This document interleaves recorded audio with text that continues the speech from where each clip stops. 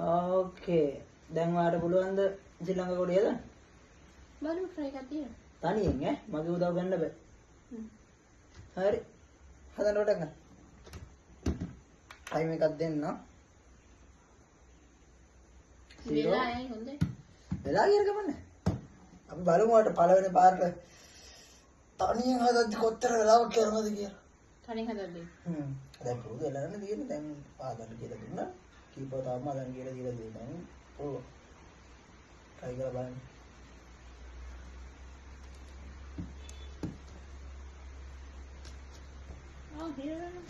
තව මෙතර ගන්න.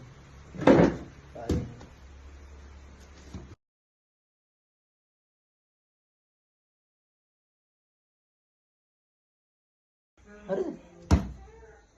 දැන් ටයිම් එක නවත්තන්න.